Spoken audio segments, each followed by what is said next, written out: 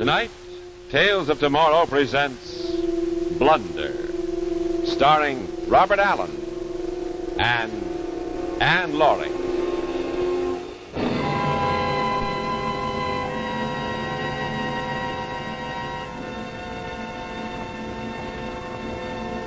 Ladies and gentlemen, this is the Earth. Just as it might look if you were standing on the planet Venus instead of being here in this planetarium. Earth being 25 million miles from Venus, our planet would not look much bigger than a giant.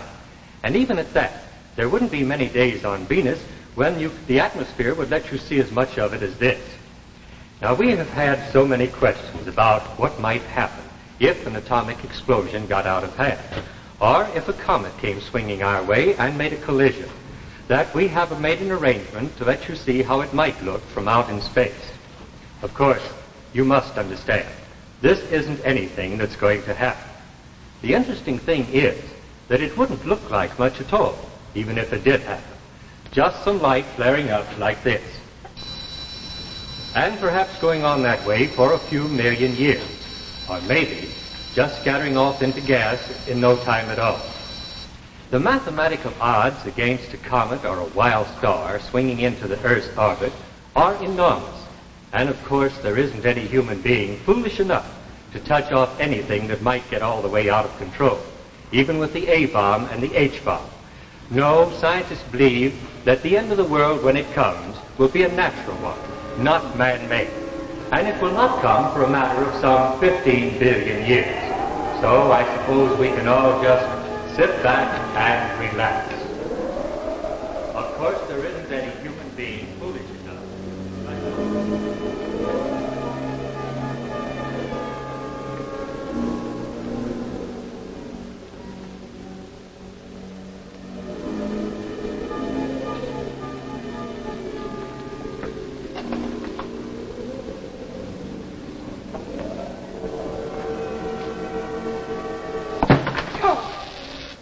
You're not going to... Oh, no, Jane.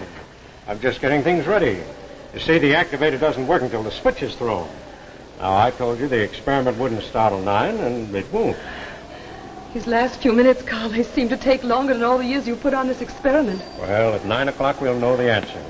After the activator starts the bismuth reaction. Reaction? But, Carl, you can't go through with it, not until... Jane, I'm not backing out now. I've told you there isn't one chance in 100 of any trouble. 1 chance in 100? I'll call it 1 chance in 1,000. I've gone through these calculations over and over, and the answer is always the same. Bismuth fission is possible. The pile we've filled up down in the mine is going to start off a slow, controlled reaction, not an explosion. But you sent Dunning and the others to Tromsø, Carl. Wasn't that because of the danger? Their work here was over, Jane. Now, after the reaction starts, then's when our work starts, the making of contracts, hiring a full workforce, getting in the lines to get the power out. Oh, we'll have a natural furnace a mile square and hundreds of yards deep. The whole Arctic Ocean to draw on to supply power for all of Scandinavia. Everson, Dunning and Company's going to be big business, Jane. Very big business. I didn't have to make any contracts in Tromsø, Carl. But you wanted to send me away, too. Well, we're stuck out here in the wilderness, darling. Why should a man ask his wife to stay here yes, when... Carl, why should you ask me to stay here when that... I never could fool you, could I? You're not sure, are you, Carl? No, don't try to fool me. You're worried, too. Well, all right. Maybe there is 1 chance in 100 of trouble. I don't suppose there's any point in not facing up to it now. Well, then you do admit that this could go wrong, Carl. That this particular way could be more dangerous than all they've done with uranium and all the other elements. Yes, there is a remote possibility that by splitting the bismuth atom, we might touch off oxygen. Oh, touch off oxygen? Oh, now, wait a minute, Jane. I just said there was a remote possibility. Theoretically, the sun could explode tomorrow, but it isn't likely. Well, this is the same. But oxygen's everywhere. It's in the air. It's in water. Why, Carl, the whole world could become a gigantic atom bomb. That's right. Well, then shouldn't you be reading more data, Carl? I mean, you always used to check and recheck your information, and this time you haven't even paid any attention. Carl, there were reports from Dunning and the others, and you haven't even read them. Why, if Joaquim Ortega gives up on this, well, Mightn't the danger be the very reason? I don't know that anybody's given up, Anne. Things that are published are months, years behind events, and I could read myself blind and not be 1 millimeter further ahead than I am tonight. And what's the point of reading anything when it's so heavily censored? Oh, look, Jane. This dinner was supposed to be a party, wasn't it? Carl, listen to me. You and Dunning have been working here in secret, but outside the there are secret other... stage is over, Jane. My final report has probably already been published.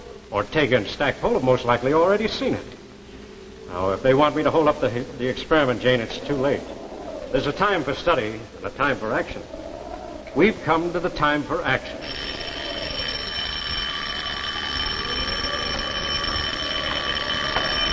Calling at Tromso, calling Carl Everton. Hello. Hello, Hugh. This is Carl. What is it? Carl, are you still holding to the schedule? All set. It goes off at 9. The thing is, someone's been trying to get through on the phone from London. I'm not sure if they're... I can't take any messages now, Hugh. This is important, Carl. I'll get in touch with you when it's over. I'll be busy till then, so don't try to call me back. Carl, listen to me. You've got to...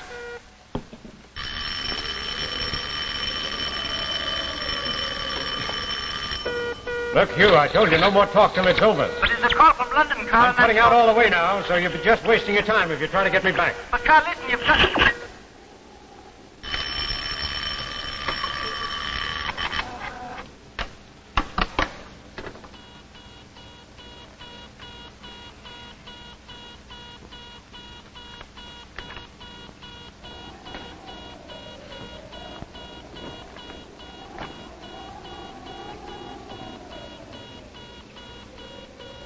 Well, here's to the fission of an element they said could never be split.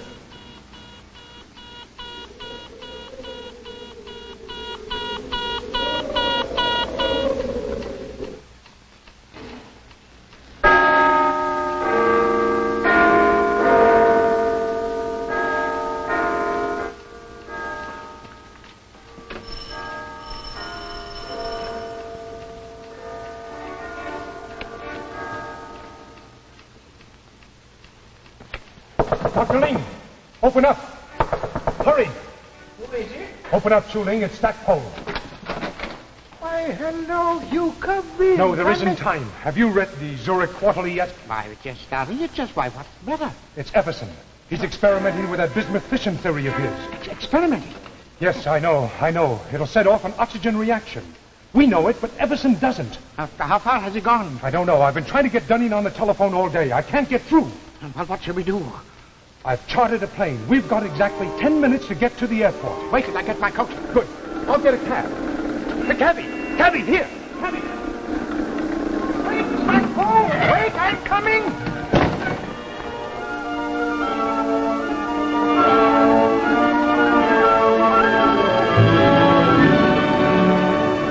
Grandfather, I think you better... In the old stories, Elena, the princess always kissed the one who was sleeping. Grandfather, I didn't mean to wake you. I was just leaving the afternoon mail. Oh, I'm wrong. It was always the princess who was kissed. The famous Dr. Ortega is never wrong. There, and if that makes you a sleeping beauty, don't blame me. At my age, Elena, names mean little, kisses mean much. So whenever you see me dozing, this cable came with the mail? Yes, it came about a half an hour ago. I was wondering whether I should wake you, and then I thought... Is it bad news, Grandfather?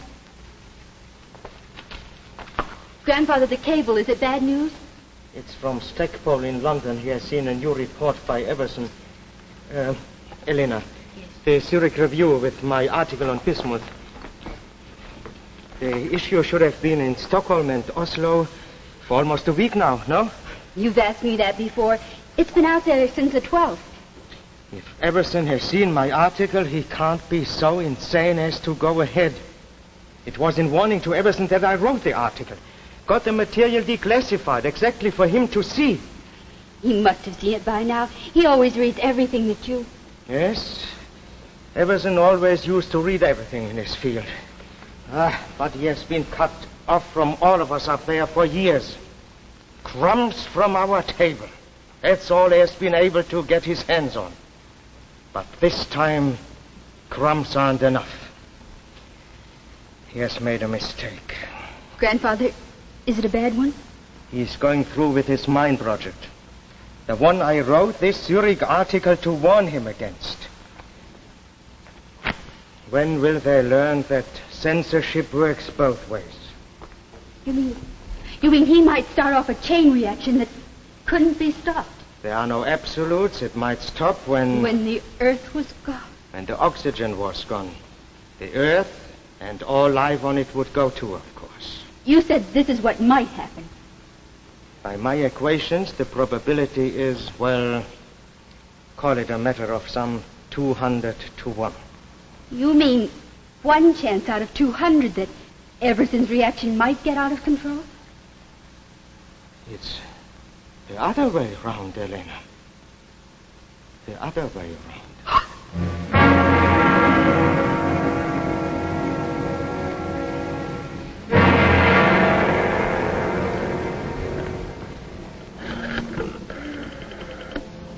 Operator, this is Joachim Ortega calling.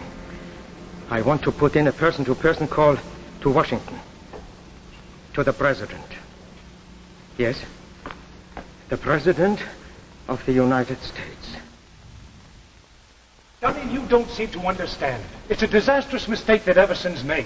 Schuling and I have flown here from London to try and stop him in time. Aye, that I can understand. You can They're all great lads for stopping things. You can read it for yourself here in this article Ortega put out. Everson hasn't allowed for the factor of K under pressure. I'm an engineer, Stackpole, not a nuclear physicist like yourself and your friend here. I've read your article through twice, and I can see nothing that affects our plans at the mine. If you will excuse me, Mr. Dunning, there might not be 20 people in the world who could understand this warning which Dr. Ortega has written. But Carl Everson is one of them.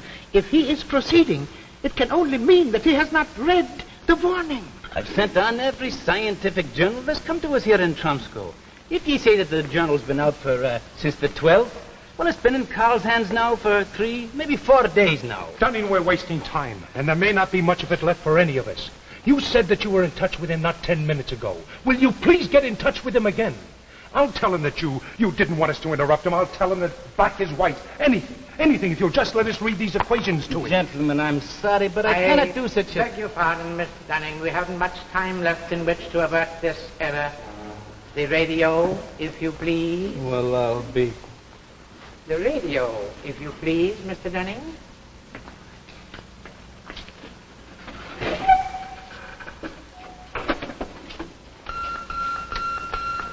Dunning at Tromsø, calling Carl Everson. Dunning at Tromsø, calling Carl Everson.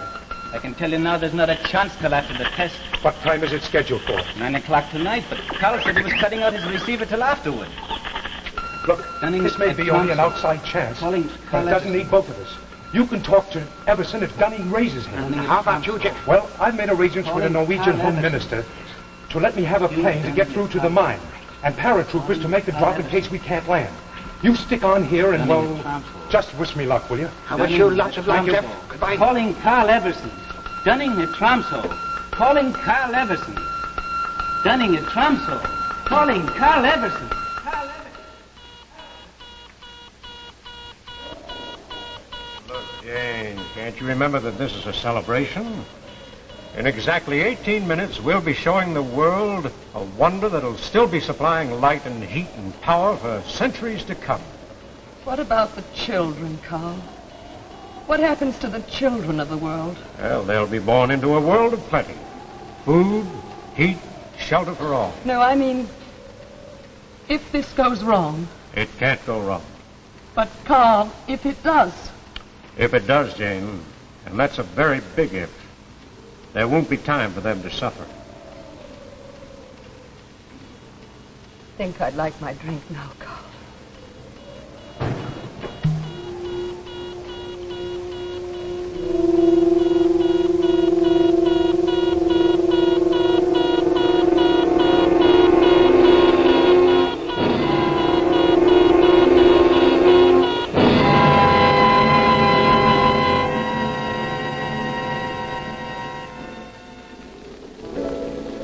When the autumn weather turns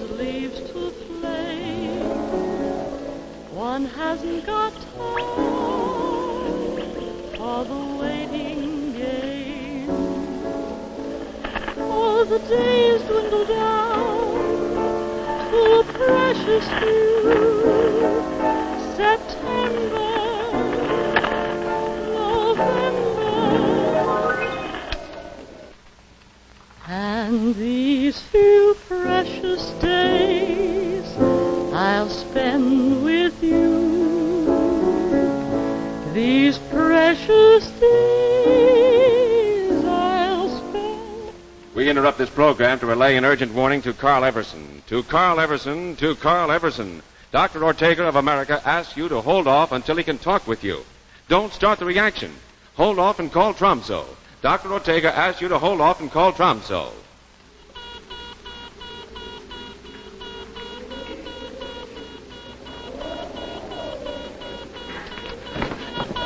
Gunning at Tromso, calling Carl Everson, Gunning. Jane. Hey, Carl, it's Carl there. He's got to listen to me. Now, look, Jane, I didn't want you to stay on, but since you're here, remember you're just as responsible for this project as all of us. We've got to go through with it. I'm scared, Carl. Carl, I'm scared.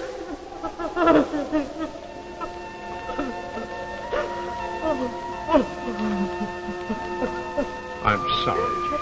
I just keep thinking about those children. Look, don't you think that I think of them, too? Look, Jane, there was a time when I would have waited to check with Ortega and Stackpole. But now it's different. There's a limit to what I can tell them. There's a limit to what they can explain to me. They publish things, sure. Yes, darling, they do publish a little, but what? But it's just the scraps, darling. In Moscow and Leningrad, they can't even publish scraps. But if I can once show them that bismuth fission is a workable, existing reality, I'll make them all talk. Not about war and weapons, but about the full development of this wonderful new power that's coming into our hands. About the simple, inexpensive plants that they can set up all over the world. I'm thinking of the peaceful development for all the billions of people who've never had enough to eat, of this cheap, limitless power that can end poverty in the world. Oh, Carl. Carl, that's a wonderful dream.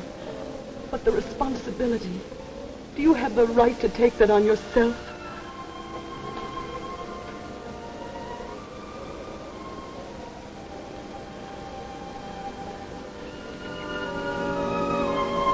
Dunning said that someone was trying to reach him from London. Well, mightn't there just be some factor that you haven't taken into account? Oh, darling, if you just talk to Hugh once more. What good will that do, darling? We know this is going to work. It's for all those children, for the whole world. It's got to work.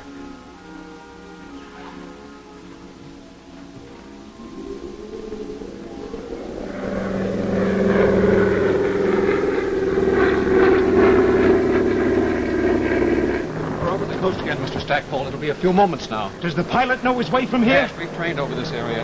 15 or 16 kilometers, we'll be able to see the mine buildings. Good. And you might say a prayer that there'll be some buildings left to see. Carl Everson. This is Jeff Stackpole. Calling Carl Everson. Jeff Stackpole calling Carl Everson. Ortega says, don't set off the reaction.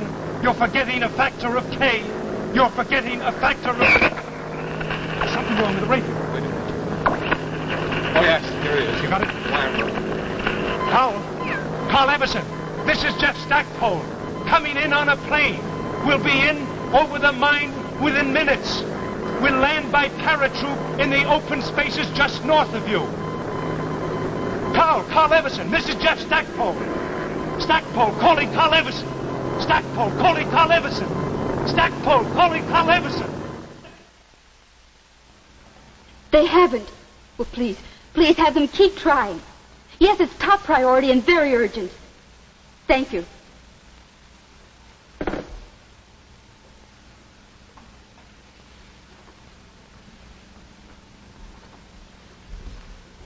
They've got Tromso, but they can't get through to Everson.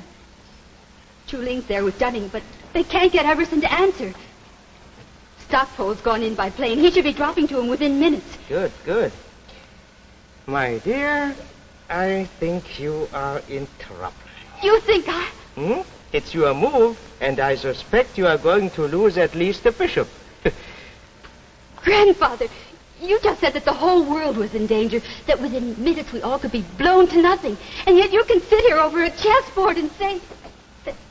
Elena, dear, they reach Carl Everson in time now, or they don't. If they don't, there's no remedy that can be devised against this irretrievable blunder. So, let's see about your bishop. But, Grandfather, there must be something that we There's nothing more now. Not from here. What can be done is being done. Perhaps we've all been afraid too long.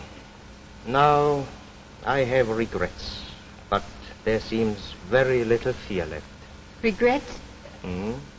Big ones, little ones. I could wish to have seen you married. The new strain of melons we are trying out in the garden, how they'll turn out. Those are two of the big ones. For a small one, here's a formula on the properties of magnetic attraction at low temperatures that I would have liked to work out just a little further. But magnetic attraction has nothing to do with bismuth fission or perhaps with anything.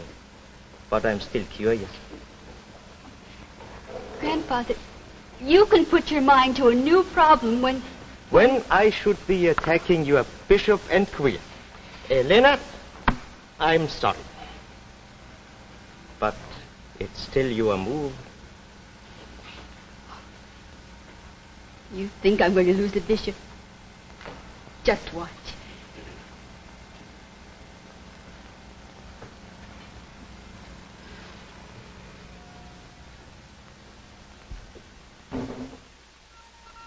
Urgent warning to Carl Everson. Urgent warning to Carl Everson. Don't touch off the reaction. Don't touch off the reaction if you see or hear a plane approaching that is Stackpole trying to help you. Urgent warning to Carl Everson. Dr. Ortega says you're wrong, absolutely, positively wrong. Urgent warning to Carl Everson. Urgent warning to Carl Everson. Calling Carl Everson.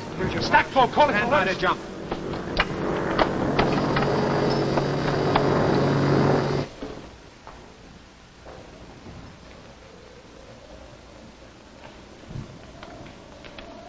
Well, that's that. Well, it's just minus 52 seconds, darling. Oh. After it happens, will it be long before we...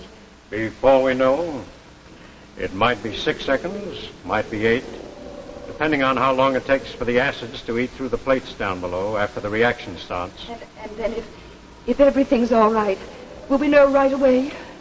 If it goes past 8 seconds, you'll know that we're off on schedule and everything's under control. If it doesn't, I doubt very much that we'll know that it didn't work. Carl, there's one more thing. Now, wait a minute, Jane. No more, you promise. No, it's not about calling Dunning or what's happening down below. It's about us, Carl. I was wondering if you'd kiss me.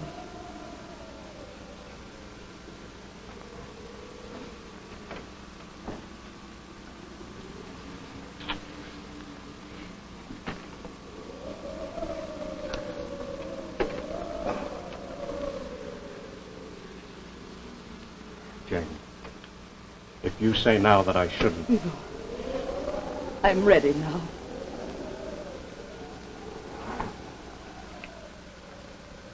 It's time.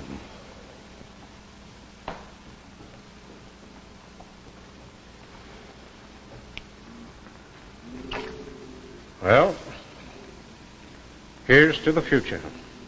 To the future, Carl. Whatever it brings.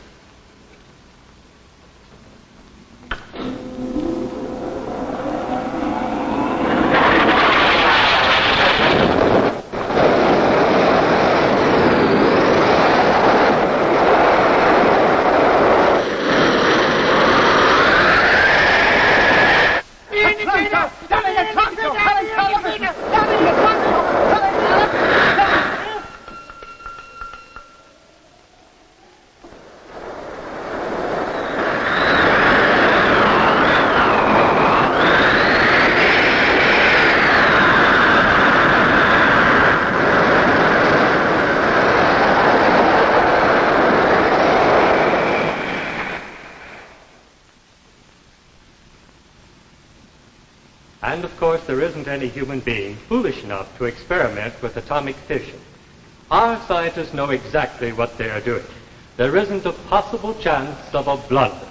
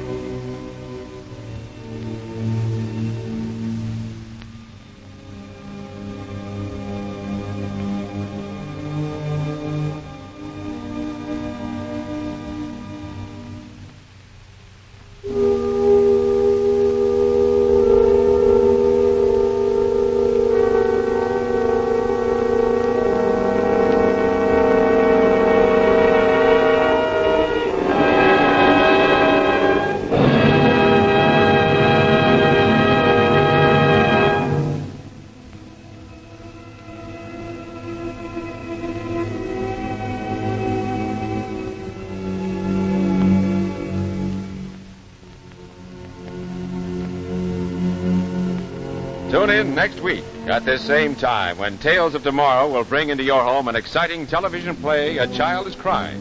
Mr. Walter Abel stars in this gripping story of a youngster upon whom depends the security of the United States. Remember Tales of Tomorrow next week at this same time. The preceding program, originally telecast by ABC in New York, has come to you by special video recording. This is ABC, the American Broadcasting Company.